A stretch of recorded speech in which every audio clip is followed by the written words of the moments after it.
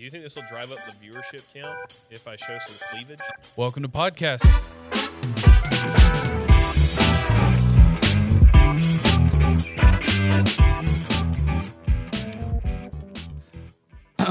There we go. That intro song, trademark CuzWords Podcast 2026. Yep, the generic one that's included with our soundboard. Yes. Yeah. Well, welcome to podcast. Welcome to podcast. I'm your host, Madison. This is my co-host, Michael. All right. And this is episode 21. Hopefully. It is. All right. I believe it is.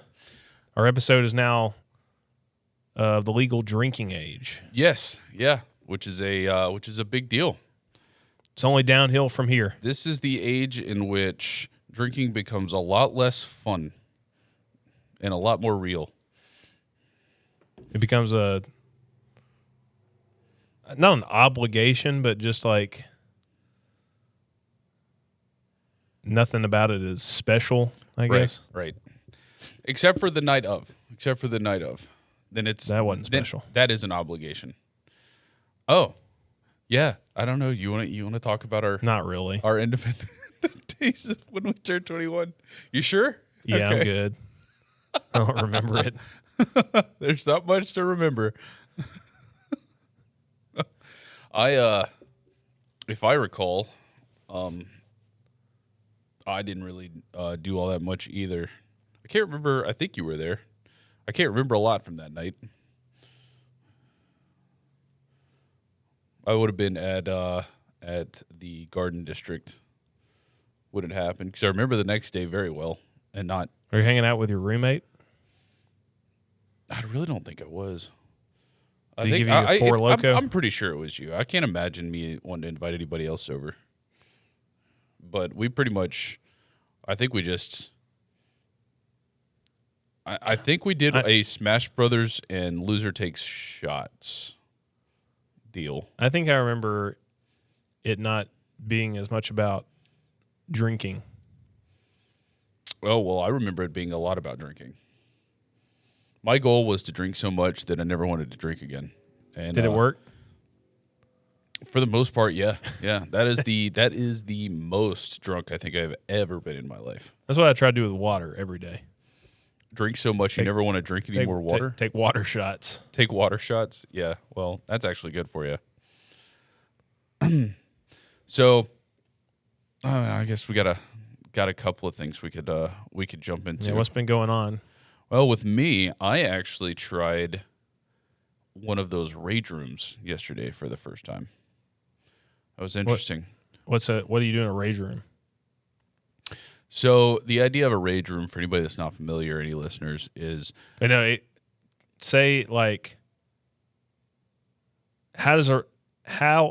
would you go to a rage room in the first place? it's something fun to do.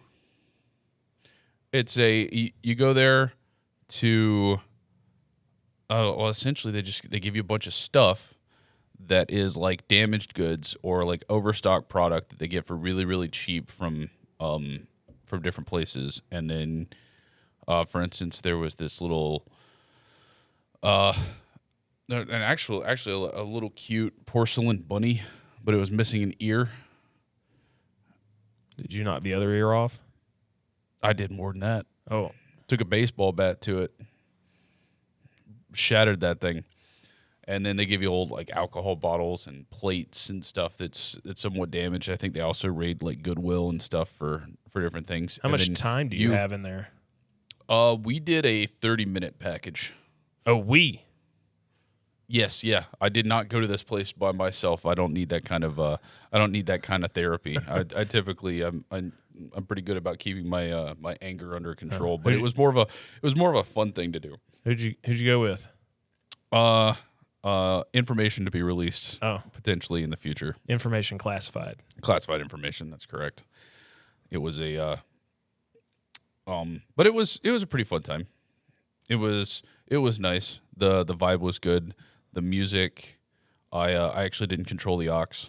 Let someone else put the aux on, and they had a perfect playlist for it. And it was just a lot of like angsty teen music from my youth.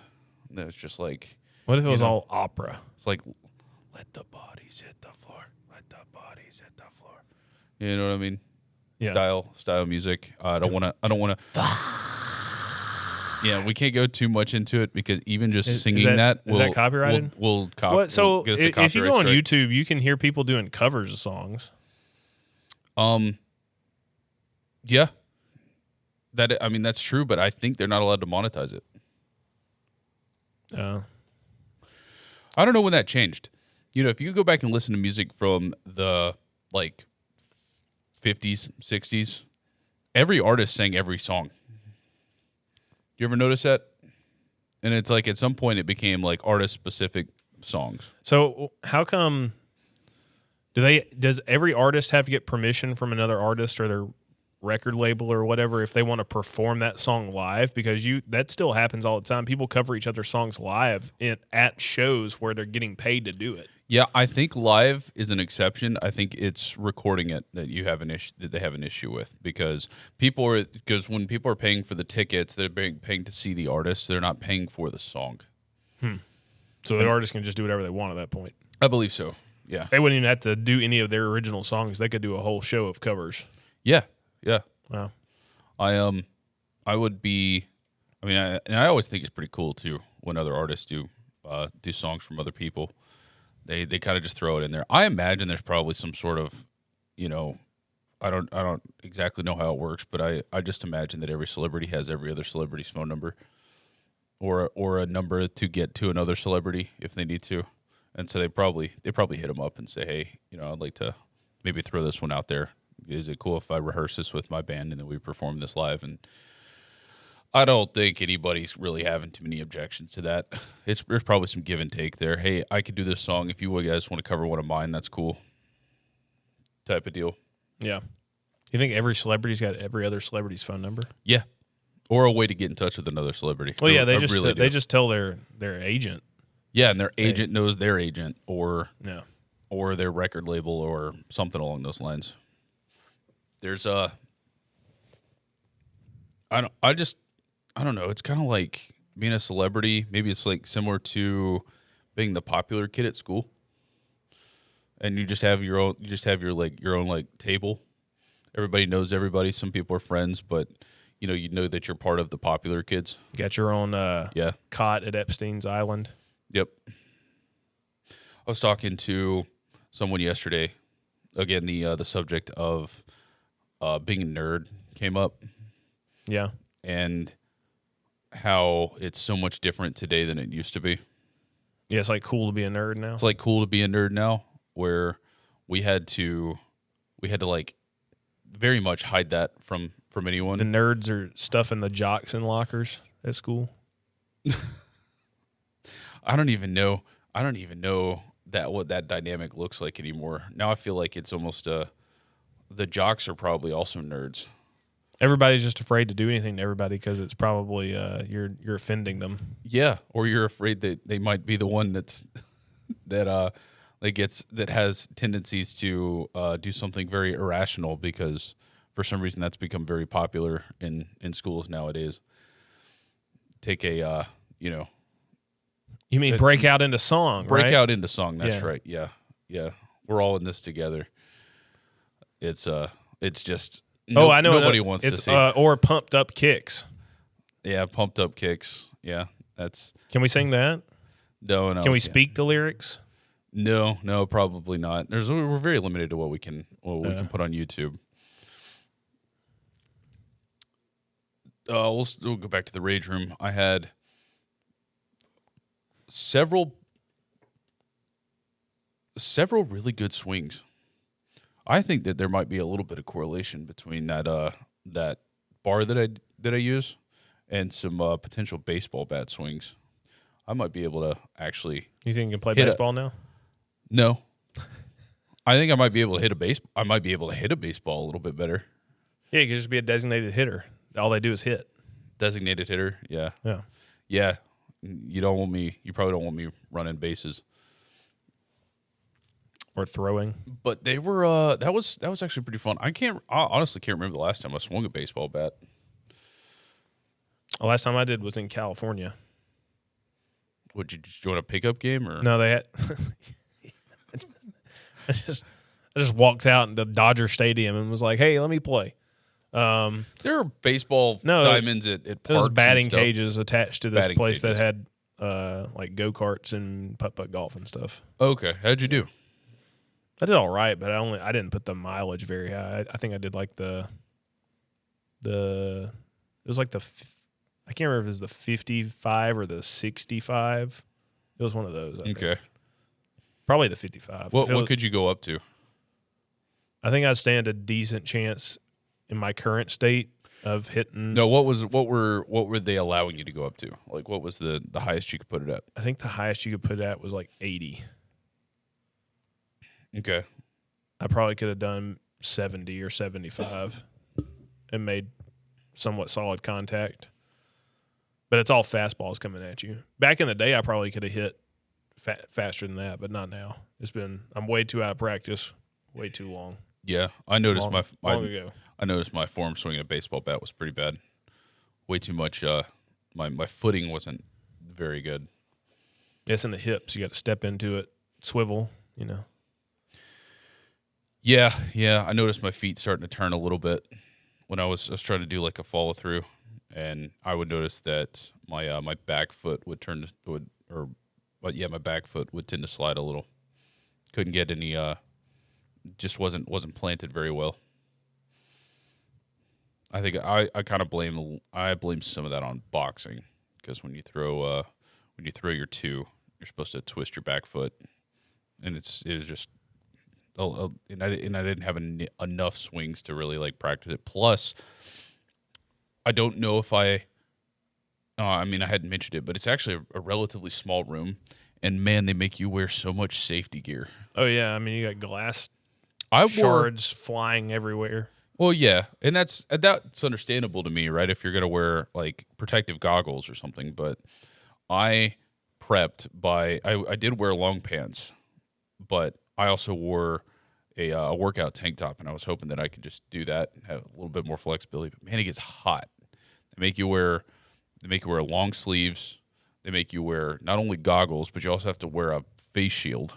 Yeah, and they give you the choice between one of those like obnoxious face shields from or I gotta bleep it.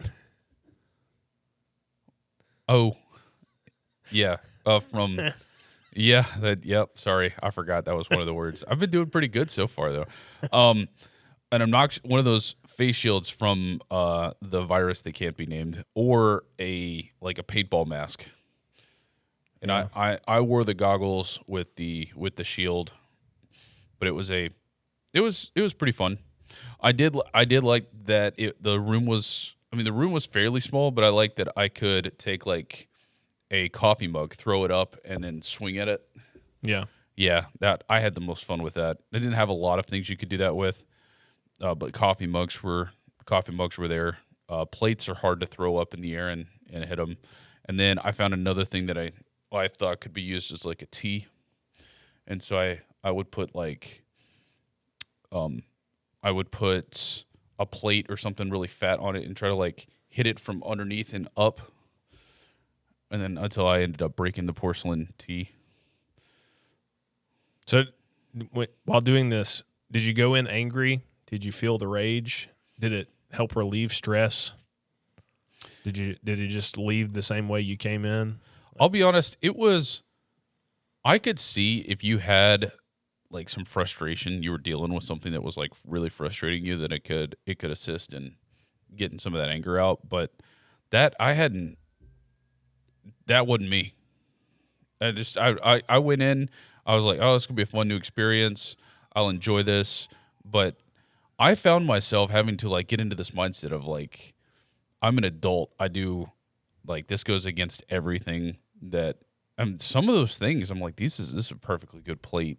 Like, I can take this home, eat off of it. Yeah, that's what I was. And like, I didn't even want to. I had to get out of that mindset and be like, I'm here to break this. It almost felt a little counterproductive by experience there. The fact that I spent money on it, but at the end of the day, it was pretty fun. It was a new experience. Didn't have any objections to breaking some of those glass liquor bottles. I don't think that there has ever been a time where I've looked at an empty glass liquor bottle and be like, this would be fun to break. Yeah. But as an adult, you just drop it in the trash. Yeah. I don't know if I would recommend the boys taking a rage room trip. Something I talked to Bone about a few times. You don't think it'd be a good idea? No. Why is that? I feel like better use of our time would be doing something else. I honestly, it's for the price, it wasn't worth the excitement for me. Now, don't get me wrong, that was only part of my night. I enjoyed the entire night for sure, and it was a nice little experience. It was nice. It was a good something to do. I think the person I was with, I think they enjoyed it a lot. But I just could not get into that anger headspace. They did have another package though, where they would give you a mallet and then you could go into a room with an abandoned car and smash that. That would be a more fun group activity. So I can't say that I tried that. This was more just breaking little dinky, easy to break items. Some of those liquor bottles though, that glass is thick. There were times where I gave that thing a pretty good hit, and it would just go flying off and hitting the wall. It wouldn't break when it hit the wall? No. And that was another thing I was a little disappointed by. The wall was actually like pretty soft wood. I would think that it would be better to have like a metal wall. I understand that they don't want to damage the actual side of the warehouse, and so they put that wood there. But why not put the wood there and then something more firm? Yeah, put an extra layer there so it feels a little bit better to smash it. And then they also said you could. They gave us they gave us 4 tools to break stuff with. One was a mallet, one was a hammer, and it was a small mallet. So think like a handheld mallet. And one was a hammer.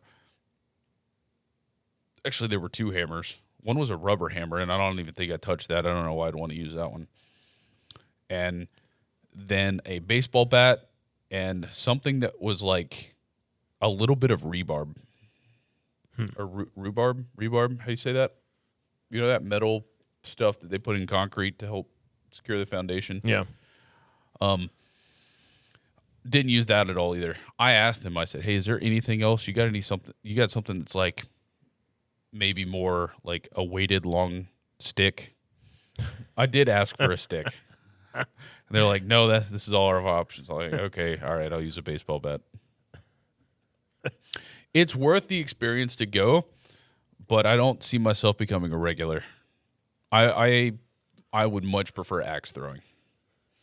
Axe throwing is very, very is very fun, and it's more objective based. There's no way to like measure how good you do at smashing stuff. It's not like you can go through and just like count all the pieces, and you have if we're gonna go with the boys, we gotta have some sort of competition thrown in there. There's no way for us to be like, oh yeah, you smashed that bottle better than I smashed that other bottle. Well, I was thinking what you could do is you could set up the bottles like into a pyramid triangle of sorts, and then if you had some object to throw at them, you could. That unfortunately would not work. You'd have to see how the room's set up. And actually, I guess they clear it out maybe once a day, maybe once a week. I don't know. But there was a mountain of trash on the other side of the room. They said we could go back, like we could go retrieve stuff from the trash pile if we wanted to. And we picked up a few things. There was definitely some full-sized bottles there. And anytime I would hit one over there and it wouldn't bust, I would want to give it a go. I did get a little bit of ego involved in that. It's like, oh, dadgummit. Let me hit this one again. Little Chief's going to watch this episode one day, and he's going to say, Dad, I want to go to a rage room. And I'm going to say, son, we got rage room at home. And I'm going to throw him a styrofoam blow-up bat and break a glass in the kitchen. Break a glass in the kitchen, not in the living room? You don't want to, break the ceiling fan? Yeah, not this time. Yeah, no ball in the house. It's It was fun. All in all, total experience. I'll give the rage room. I'll give it a 7. I'll give the night an 8.5. Wow. Yeah. I probably should have thrown some food in there to cap it off. Axe throwing or rage room? Personal opinion? Yeah. Oh, axe throwing. Yeah. Yeah, axe throwing to me is like a 9. That's just so much fun. I can't, let's see, you were still, yeah. Do you remember when the neighbor set up the axe throwing in the backyard? Yeah. And then his wife basically made him take it down after we were actually having a lot of fun out there and bonding. I don't think she really cared so much about the axe throwing rig. I think she cared about the fact that he was having fun. Poor guy. Can't be doing that. No. That's an unfortunate. Those are some interesting relationship dynamics. What's some things that you've noticed after you're going on what, 2.5 years, 2 years, 3 years married? I don't know, whenever that was. It was December of 22. So, over 3 years. Oh, over 3. All right. Well, yeah, you'll have to forgive me. My my time passes different in my mind. That's why you're looking to get that smartwatch. Oh, we did look at the smartwatch, but I don't know. I really just want something that it's easier to hit skip for the next song at the gym. Why can't we just say skip? What if it comes up in conversation while you're talking? Why are you talking while your music's playing? It happens. I don't know. Have we had this conversation about people in the gym? We've had a lot of conversations about people in the gym. Well, I'm just talking about people in general. When I'm in the gym, I think we actually talked about this when Matto was on. I don't know where you're going because there's so many different avenues. Where the most unlikable version of me that you will ever meet is, or I should say, not unlikable, but just unapproachable. Unapproachable is probably a good term for it. Is when I'm at the gym and I'm working out, and you just come to the gym because you think it's a social, gathering. It's a social club. That's not what the gym is for. Working them mouth muscles. The gym is for me time. It's like I get to allocate myself. I mean, you can work out as a group of 2 or 3 or whatever, but most of the time you're in there solo, and most of the time you're in there for the primary goal of working out. Yeah, clearing your head, using it to alleviate some stress or whatever in your life. That's been at least a rage room for your muscles. Yeah, and by the way, much more effective than a rage room and significantly. Although you said you were pretty sore, significantly cheaper. Yeah. That's I noticed a little bit of soreness in my wrists and some in my shoulders, but I think that's just from hitting some heavy liquor bottles that didn't bust, and trying to go through it for a full follow through. Plus the bat that they gave me, I'm pretty sure was not an actual regulation bat. I think it was a very light aluminum one, like you would give a kid in Little League. To me, it just didn't feel like it had much heft to it. So there was quite a bit of reverberation if it didn't actually smash all the way Honestly, through. it might have been a dead bat. I mean, I don't. Which will cause more reverb on your hands. But it's not than a live bat. Nothing, it's nothing unmanageable. It's not like it's. You get that tingly feeling every time you hit something? Tingly feeling? In your hands? I don't know if I would have described it as tingling, but after you hit, you still feel it a little bit, yeah. It was probably a dead bat. Okay. What is a dead bat? It was probably cracked somewhere along the barrel, it basically just, I don't know what that does to the pressure of the bat, but I'm sure it decreases it, which causes it to not hit as well. That wouldn't surprise me. I'm imagining that thing's been used to hit a lot of things that weren't baseballs. Yeah. But they just give you a stack of junk to throw at it. But these folks at the gym, there are a few people that are there's a couple of different people I'm not a big fan of at the gym. One, the biggest and worst He's offenders. gonna say me first. You used to be kind of about that. I've got three people I really want to talk about. Three types of people I really want to talk about. The first one, which in my opinion are the absolute worst offenders, are those that will come up to you while you're in the middle of working out and they want to ask you questions. And they want to socialize. They don't realize what the gym is for. And it's extremely infuriating to me.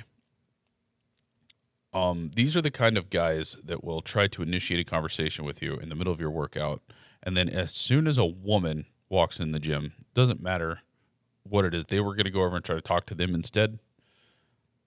I don't know what kind of social validation they're looking for. Well, they just know that women are more social creatures, so they're guaranteed to get that conversation going. Well, I imagine it comes across as freaking creepy. It probably does. And I think it is creepy. I don't talk to women at the gym.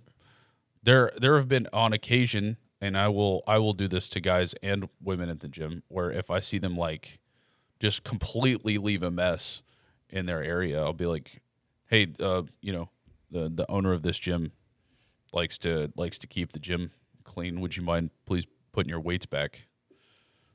But I'll say that to men or women.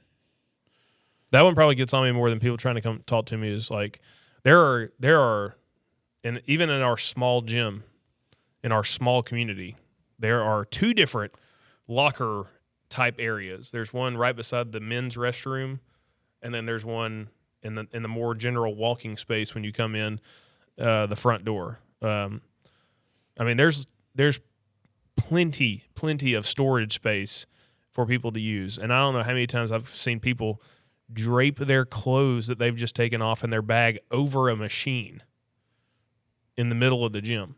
It flabbergasts me. Why? How is that even more convenient for you? Your stuff is more sprawled out than neatly put in a cubbyhole. Yeah. And taking up space in the gym. I mean, it's just so inconsiderate. Yeah, there are also some guys. I don't know how much I'd mind if a woman did this, but there are also some guys. I know where you're going. that will 100% take their shirts off. It's become more of a thing in recent memory where we go. Yeah, lots of guys wanting to work out shirtless. Yeah, and they want to. I don't know. I really don't know what that's all about. The old owner of the gym had a very strict policy on keep your shirt on. The new owner, I don't know what his stance is on it, but yeah, a lot more shirtless. I've gone shirtless one time in the gym, out in the open, and I was hitting a new deadlift max, and it was just because for some reason the shirt that I picked that day was constricting, so I took my shirt off. That's the only time I've ever done that. But I see guys in there not even really working out, like standing around talking sometimes. Yeah. Or they're hitting low volume, low weights. Not doing anything that's very intense. Shirtless. Looking at their phones, shirtless. Yeah, no, that gets on my nerves a little bit. That wasn't even one of the three kind of people I was going to talk about. But also, I don't like another pet peeve is you don't like people blaring their music, right? That was going to be the number 3, yeah. I don't like people that got headphones on that are singing what they're listening to, and you can't hear their music. Yeah. Have you noticed? That's worse than hearing music. Have you noticed that we have an offender in the gym doing that lately? We've got more than one. Yeah. I'm at this isn't choir practice. What are we doing? Like, stay focused. But I don't necessarily mind some of that too much. If they are, because when you go into the gym, you're expecting loud noises. You should have your own headphones in, probably noise canceling headphones, ideally. I might be. I don't know if it, because I've never. I don't know. I've never asked people this, but I don't know. I'm definitely on the phone a lot in the gym, and I don't know if that gets on people's. I don't know if that gets on people's nerves. But I always just think about it like if I'm on the phone. Depends upon how you're talking. Most people have their headphones in. Are you talking calmly and not with an incredibly loud outside voice, or are you yelling in the phone? Oh, you've been there when I do it. I like to think I talk with more of an inside I think voice. when I'm doing my own thing, I don't really notice you talking. Yeah. I'd have to be standing right beside you and it's consistently to notice it. It's, I mean, in the gym that we work at, and it's pretty compact. It's not a big open warehouse like you'd have with Planet Fitness or something. So people do get kind of next to you, but then there are also some people I can tell that they kind of side eye me a little bit when I'm on the phone, and then there are also other people that will intentionally be louder when I'm on the phone, which makes me think they're taking my conversation that I'm having with somebody as a passive aggressive attack on them, and then so that they feel that they have to retaliate. I don't know. I don't know about the getting louder part, but you might get side-eyed not because of what you're saying, but what you're doing, because you are sometimes over there spinning your stick. No. I mean, you got to admit, there's nobody else in there really doing that. So that can catch people off guard. I have thought about getting a sign, because I tend to do it in the deadlift area when the deadlift area is unoccupied, right? Yeah. And some people, I have no problem with somebody coming up and say, "Hey, I need to deadlift," and I will tell them, "Your deadlifts are much more important than my stick." Yeah. If you need to deadlift, please don't worry about interrupting me. Yeah. And I thought about getting a sign made where I put that up, actually. Be like, "Let me know if you need to deadlift." Yeah. And just have that kind of like a wet floor sign that I put in front of me. Yeah. I absolutely wouldn't. Do not mind. If people are using that area, I don't even go to that area. I don't even do the stick stuff. Yeah. But it is the only place that really has enough space for me to. Yeah, because the ceiling's a lot higher than like in the stretching room. Yeah, and it's less. I mean, technically, I could do it in front of like over by the dumbbells, but that place is way often more occupied. Yeah, it's definitely got somebody over there. Higher traffic in that area, and it's more cluttered too because you got free benches over there. Right, you have to move them all out of the way. You can just walk over to the deadlift platform and it's clear. Yep, always.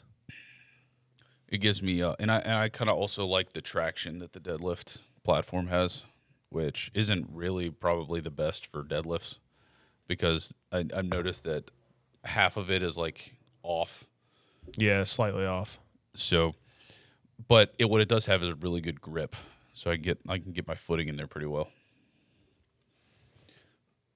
What are your thoughts on people that excessively yell when they're lifting?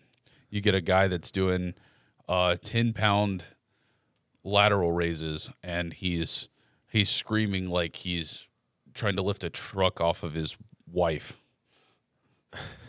I mean, and I don't know if Preach is listening to this or not, but can we give? I want to give Preach like a little bit of a pass here, because Preach he's moving some loud. big time weights normally. Yeah, he is moving some weight when he does it. He's definitely moving a lot more than 10-pound lat raises. I mean, I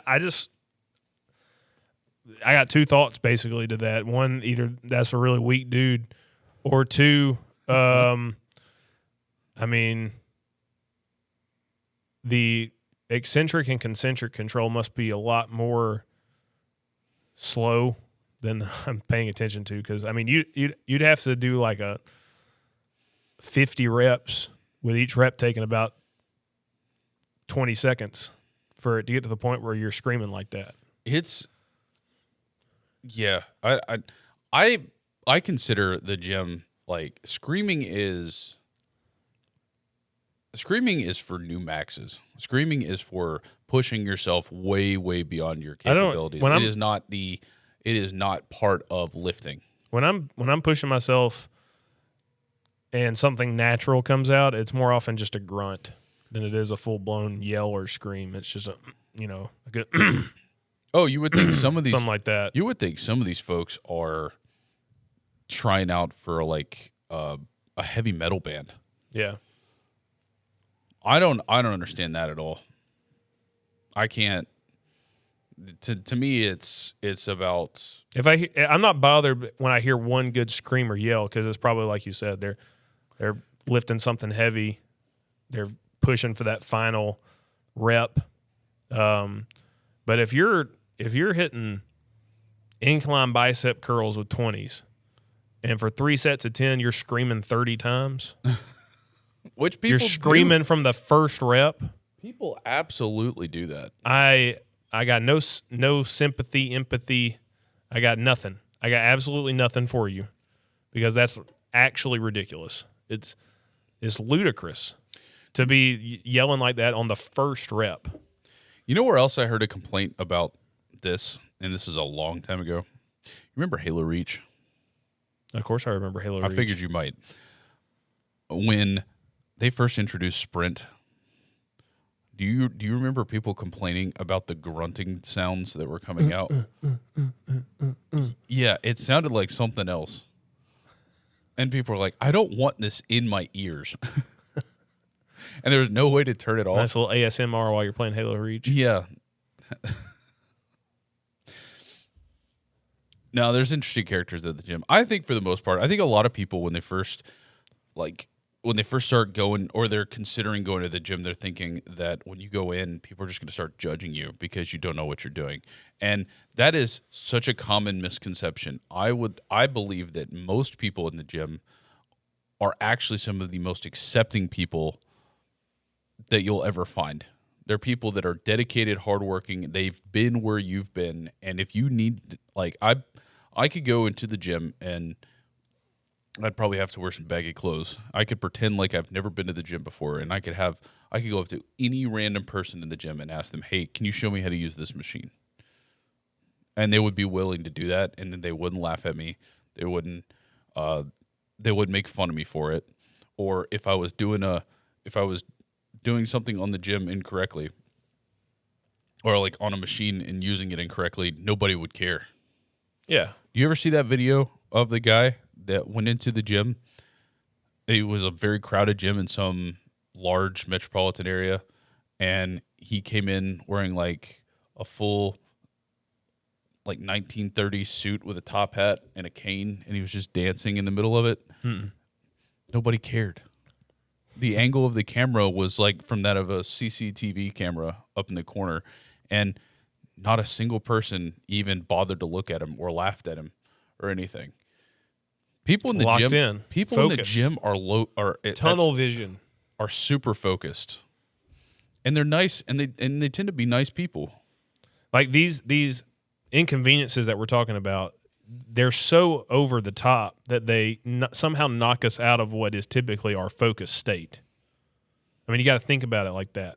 Like, most distractions fall by the wayside in the gym. It's something that's done repeatedly over time that you're forced to take notice. Most people can do all sorts of crazy things probably in the gym, and I've never even paid any attention to it. I never noticed it once. It's those repeat offenders that finally force you to take a pause and say, why is this happening over and over and over and over and over again? Yeah. For me to even notice it. Because most of the time you're in there to do work and you're not worried about what other people are doing. But if people come up to you and ask you for help, you're willing to take time to, I mean, anyone that's ever asked me for a spot. Oh, you're on it. 100%. Let's do it, boss. Oh yeah. That's just like that's beyond just proper gym etiquette. That's like you're obligated to do that. Yeah. Because that's just something that people pass around. Anybody comes up, asks me to help spot them, I'm all over it. And then Some people like spots a little bit different. Yeah. And so I try to clarify up front, do you want to signal me or do you want me to like give it my best guess when you need it? Yeah. Yeah. The worst, you do kind of have to filter who you ask for a spot though, because some people will absolutely ruin it. Yeah, you find out quickly who you should ask, but anybody that's if there's only one other person in the gym with you and you need a spot, I'd rather have the spot, even if it's not done the way I like it, Yep. than not have a spot at all. Because that's when you're getting into dangerous territory. Oh, yeah. Yeah. With certain lifts. I've definitely had it happen. And I've noticed with the psychology of spotting, if you ask for a spot from somebody that you're not sure can properly spot you get in the fight or flight and you may lift that weight. It's like, all right, I got to push this thing up or I'm dead, man. There have been occasions where I'm in the gym, it's me, and maybe there's like a small, like, dainty woman, and I'll be like, hey, I hate to do this to you, but I need a spot. Can you spot me real quick? And can you curl 245 in case I can't get this off my chest? Yeah, well, they will. Yeah, but you have to do it. You want to hit those maxes, especially if you're, if that's what you're going for. You can't just like throw off your entire routine because there's nobody around to help assist with that. I mean, that's why I kind of like what we've done with the boys, and we kind of plan around it. But yeah, and I've tried to learn how to safely bail out of things myself, but I'm not necessarily good at it. You are 100% right, though, because I remember trying to push up a bench press, and I'm like, I don't think she's going to be able to help me out of this. Yeah, and no chance. And then you get that adrenaline flowing. Yeah. Yeah. It's like somehow, even if I'm stuck here, I feel like if they try to help, then they're going to get hurt. So I'm saving both of us right now. Then I become a superhero. There you go. Yeah. And I listen, whatever it takes to get those last couple of inches, to be honest. You want to think of yourself as a superhero, you want to think back to how Goku had it worse than you, whatever it. Yeah. Whatever you got to do, man. The gym's a great place. I think that there's something there for everybody. Except for talking. Well, so we have a partnership with our gym with this government issued thing. I think it's called Silver Sneakers, or maybe it's an insurance thing with some. And it's for it's for older generations. Yeah, senior citizens, and their insurance pays for them to go to the gym for free. That sounds great on paper. People need to be able to stay active, and people that can't afford it, it's unfortunate that they don't have something like that. But some of the people that utilize this are some of the worst talking offenders. Like, oh, my insurance premiums go down because I'm going to the gym 3 times a week. They don't track what you do at the gym.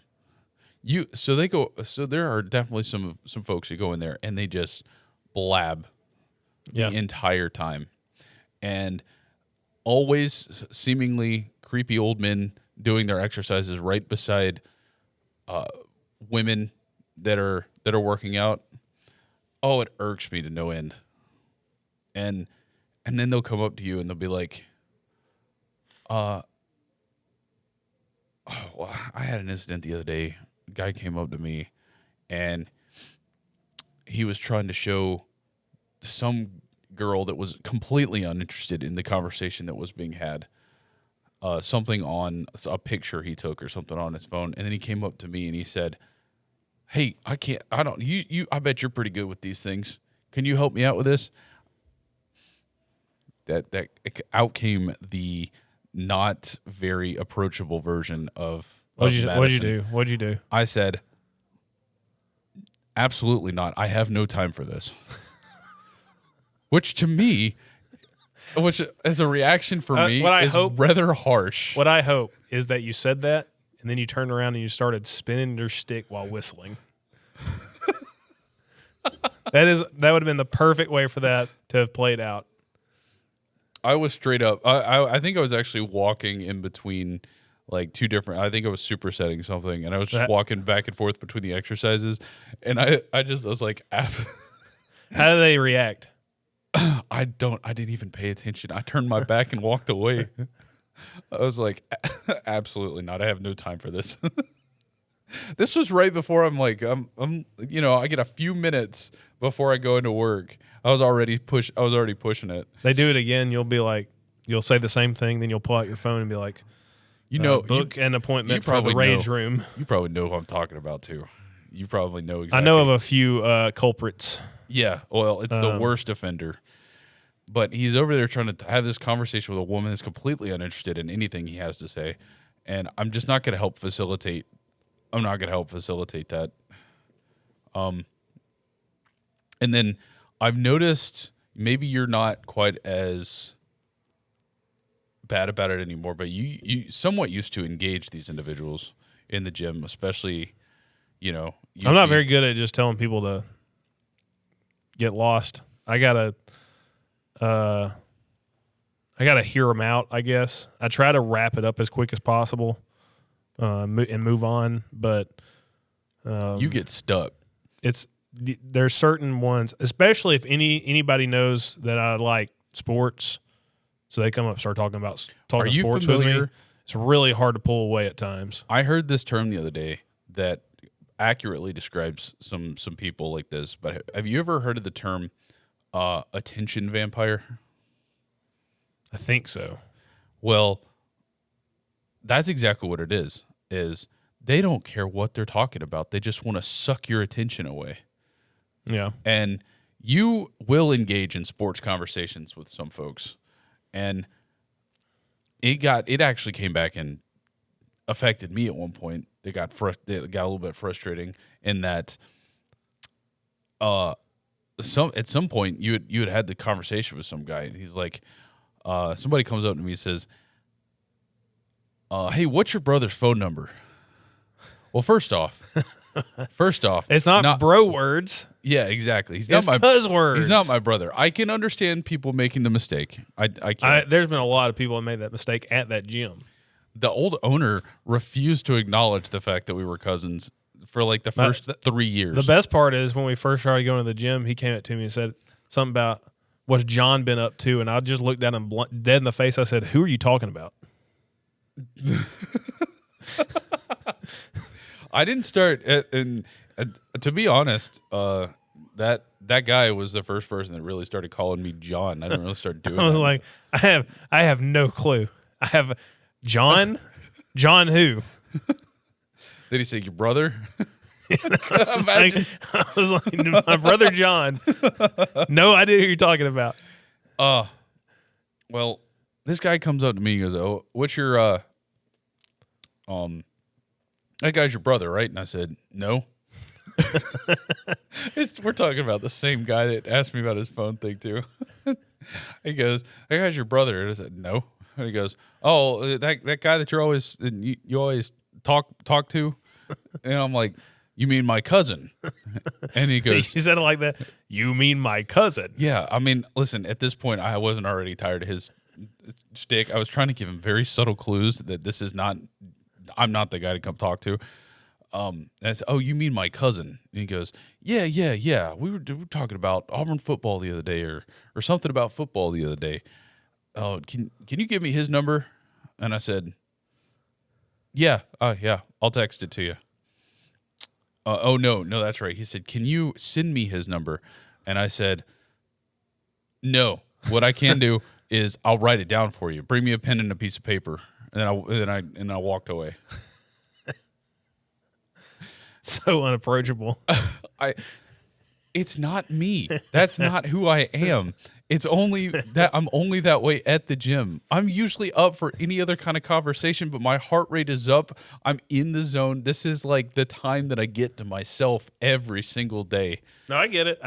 And it's tough. And so don't ask me how he did it, but he somehow scratched up a piece of paper and pen, and I wrote down your number because evidently you had agreed to go to talk to him about something, and he wanted to follow up because he had nothing better going on in his life. Well, to give this guy a little bit of a break, he's older and he'd been having some technology issues at his house. And one day, on a Saturday that I had free, I went over there and fixed him up so he could watch some Alabama football again.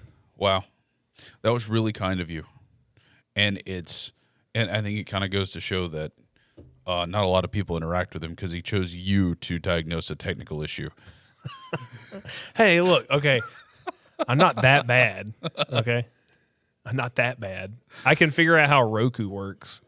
Okay, that's fair. You've, just lucky it wasn't anything that had to do with his internet or routing. I probably could have done that too.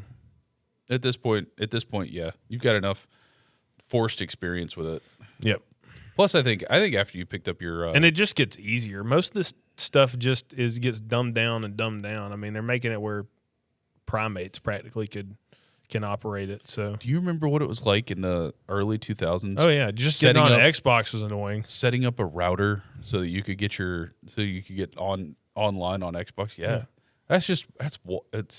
It is so much easier nowadays. And the unfortunate part that comes with it being easier is it's a lot less configurable. And a lot more people. Yep. I remember having to, open specific ports on a router. Now, my goodness, I called for the office. I needed to open a port on my computer or on my network so that I could do something. I went into the router configuration settings and I said, and I couldn't figure it out. Like there was just no way to do what I needed to do. I called Spectrum and they said, "Oh, that's not possible with your router." I'm like, what do you mean? They said, "Oh, well, here's what we'll do. We will send you out a different router so that it's a little bit more configurable." I said, "Okay." Half an hour later, a new charge has been added to your account. They wanted to charge me $100 for a router that I could get at Walmart for $20. And I called him. I said, "Cancel this. You didn't tell me I'd have to pay for it." I love how they could just authorize. I'm just going to start ranting about internet service providers. ISPs. But how have we allowed? I mean, so much of the United States is like driven by capitalism and trying to win the market through fair means. Why have we allowed pure monopolization of ISPs throughout the majority of the country? Because they have the most to gain by it, and then they have the most capital to spend on it. Thankfully, there are some pathways with, you have like electric cooperatives. And are you familiar with Starlink and things like that are kind of making headway? But are you familiar with the Clippy movement? The Clippy movement? Yes, I don't think so. I might have to pull this up and kind of you remember Clippy? Windows XP, that little guy that sat in the corner. Yeah. So, Louis Rossmann, who is he's very active in ensuring that that everything about technology remains fair going forward. Anyway, he started up this movement where it's like, if a technology provider or somebody does something that goes against like freedom, that comments and replies, and he asked people to change their profile pictures to a picture of Clippy. Like the first comment would be like, "Clippy would never have made me do this." Clippy only wanted to help. That's pretty good. Oh, it's actually a really, really funny way to kind of get things across. But there's a lot of stuff going on right now with technology. I don't even know if we got enough time in the podcast to talk about Hardcore it. subject change. But that are you butting in with a hardcore subject change? Or are you going to play that card? All right, what you got? Because I was going to tell you about this, and I just got reminded of it. So at work we cover high school athletics. Yeah. Yep, I'm familiar with and this. this past week was the culmination of the state basketball playoffs. All the teams went to Birmingham, competed in the Final Four classifications 1A through 7A. All right. In our state. And we cover 2 teams in our county that both made it all the way to the state championship games this year. One girls team and one boys team. The girls won. They won the state title. The boys did not.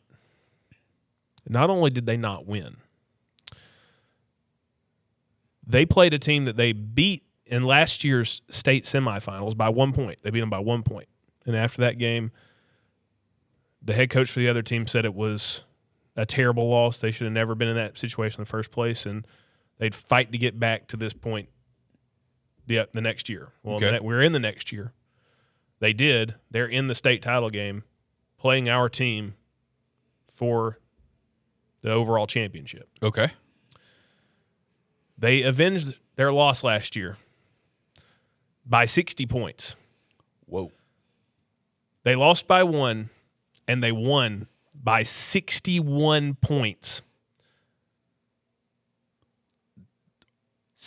They won 101 to 40. This is number 1 and number 2. Yes.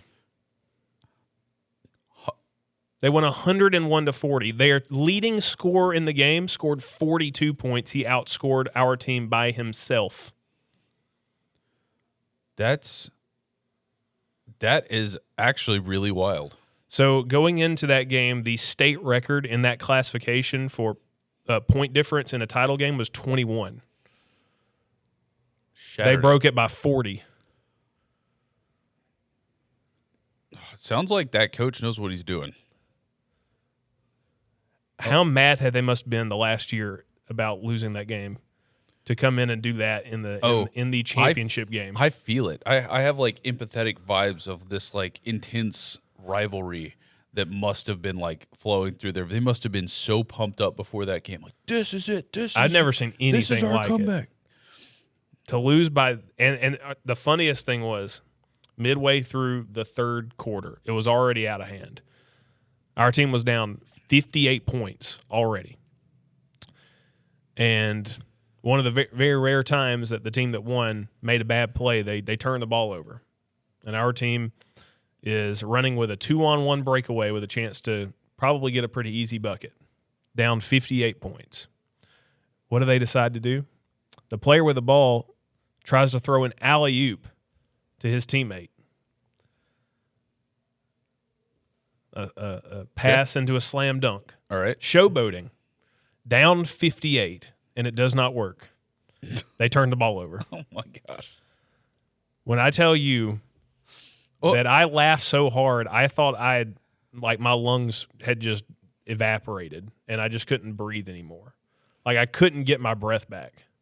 I was laughing so hard at the fact that 2 players down 58 points in a state title game think that it's a good idea to showboat and try to throw an alley-oop. Could it be that they were just had already written the game off in their minds because they're down so far, and they're just you might as well just like you give them too much credit. They weren't thinking that much. Is there a clip of you? Oh well, let's see. Were you narrating this one? No. Okay. But were you? What was your like a nature documentary? Were you narrating this sports contest? Okay. Were you? What was your position I was at the moment? Were studio analyzing it / hosting it. Okay. All right. So you were controlling. We were doing the camera angles and sound. No. We were on air doing the pre-game and the post-game, so we weren't live on air during the game. Gotcha. Okay. Yeah, I guess they would outsource the state title to probably. No, we had our own people doing it from location. Okay. But we also had 2 of us back at the studio doing. Where does that come from? Is that just arrogance? Did they just last year they just got lazy this year because they won? Did they just think that they were like? I just never seen one team play so well while another team played so poorly at the same time.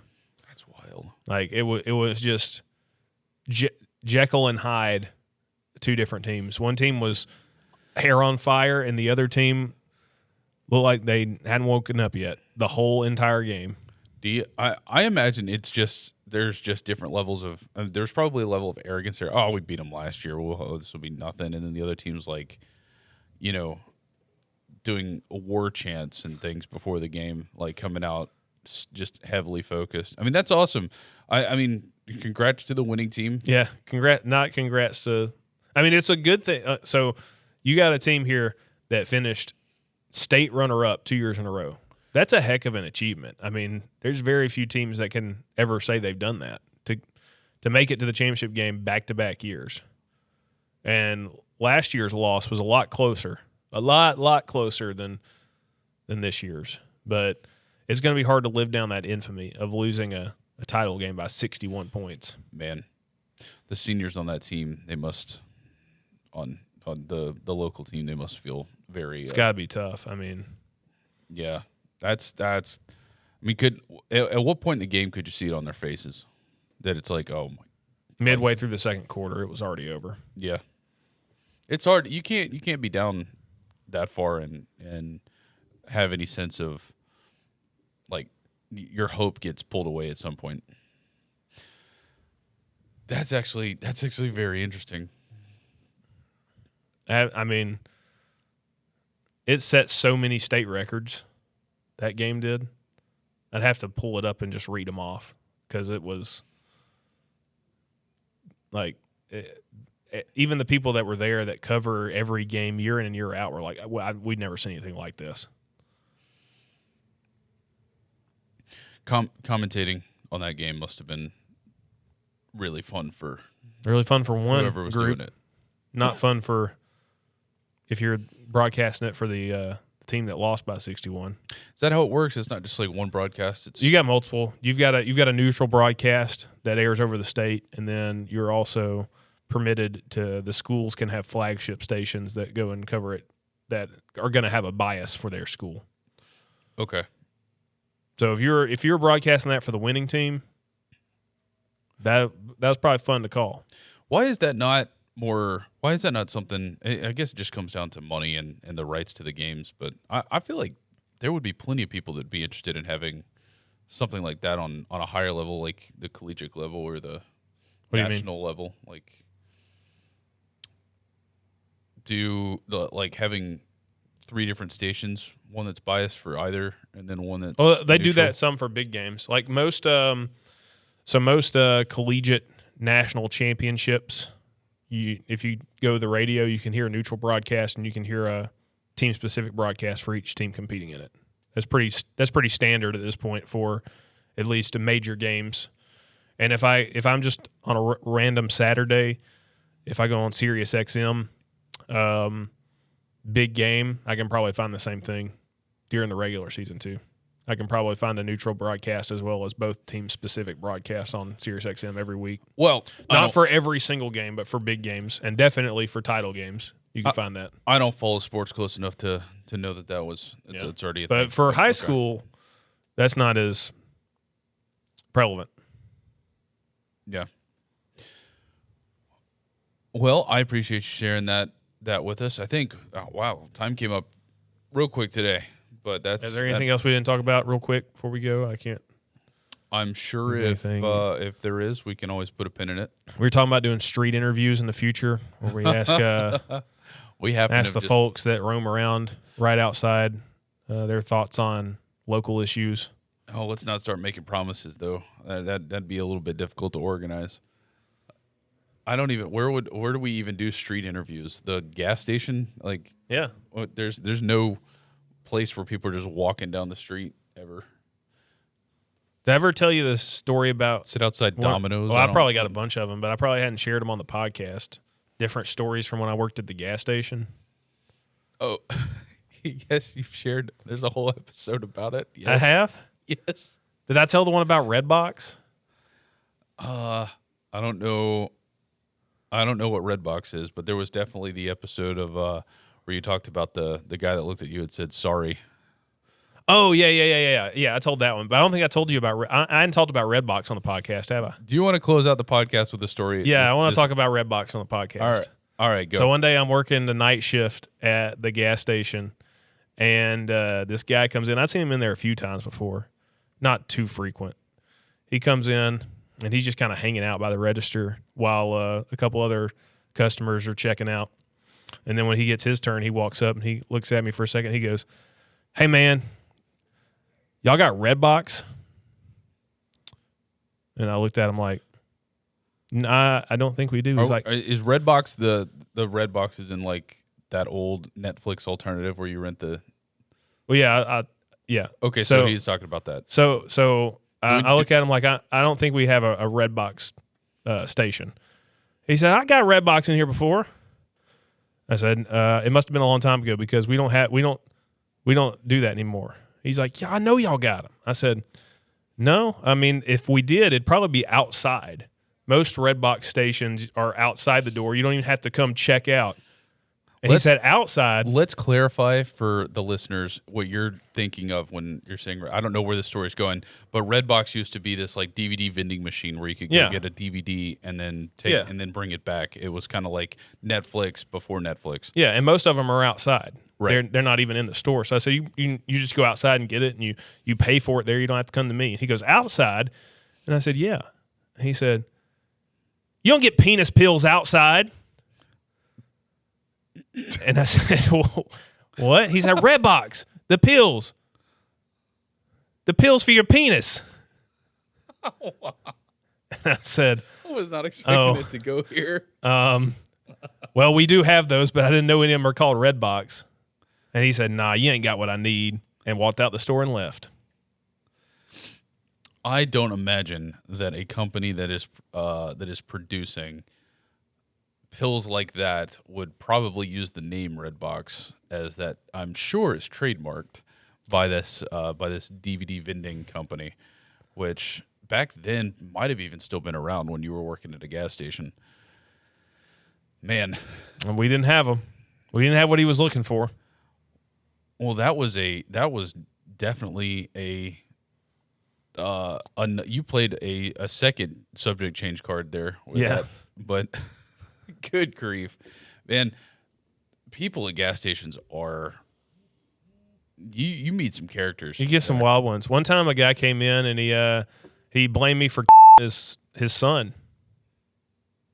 What? Yeah, had never seen the dude before in my life. And he just thought that you were the one that did it. Yeah, he said that my son bought this over-the-counter drug from this gas station and he passed away from it, and it's your fault. I didn't even know what he was talking about.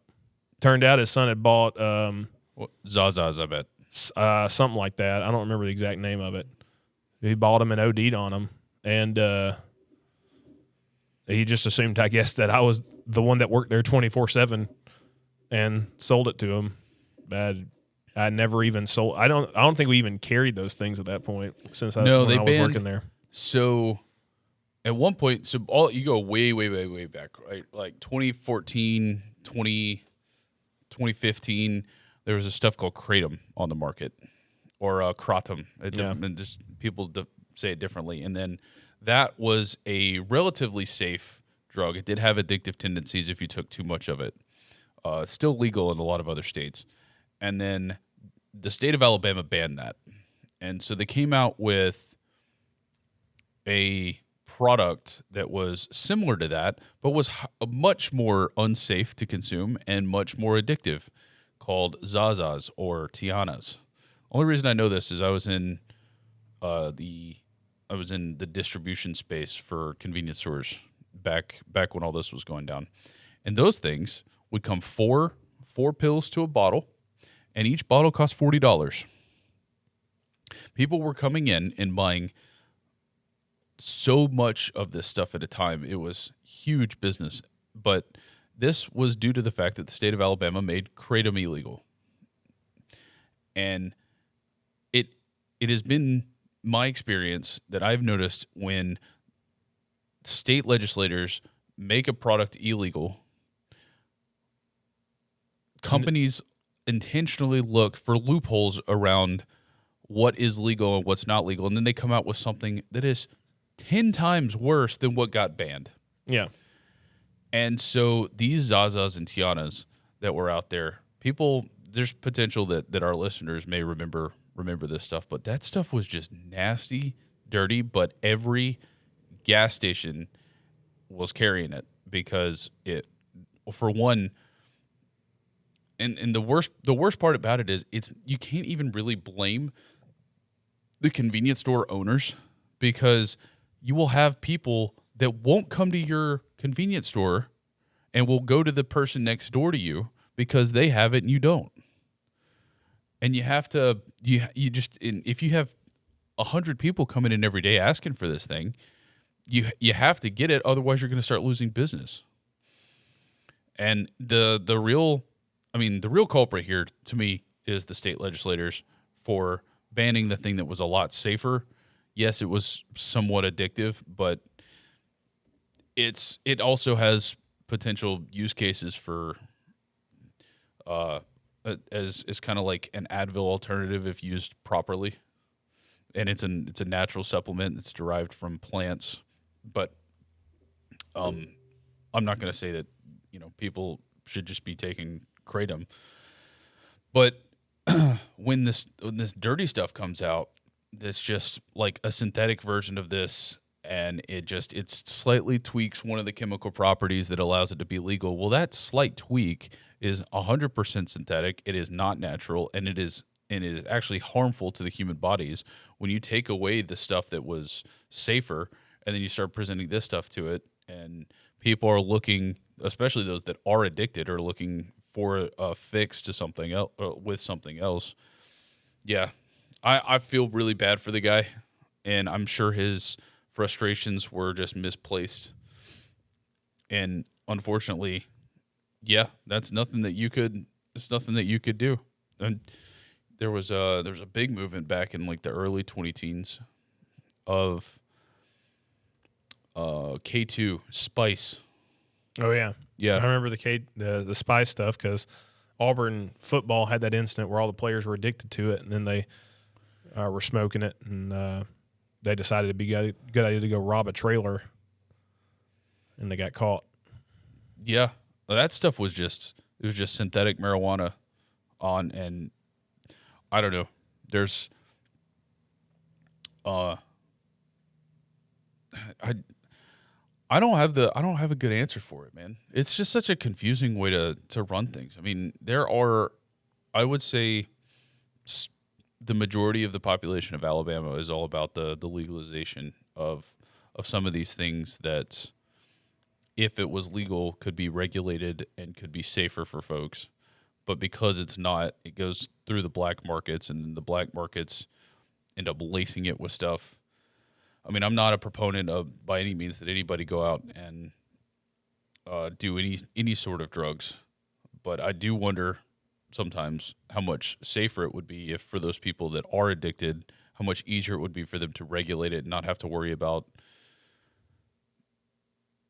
other contaminants that might be in it, and then which could ultimately lead them to getting off of that. We jumped into something that is going to would take up another 45 minutes. We'll have to cut it short there. I'm sure I will rant about that in the future. Well, Yeah, I just don't say I have to keep myself from saying doctor, because if I do, it'll trigger you again. Yeah, that will trigger me a little bit. But okay, I think that is episode 21. We're wrapping up. Thank you guys for joining us on today is Sunday, March 8th. We will see you on the next one. Yep, whenever that is. See ya.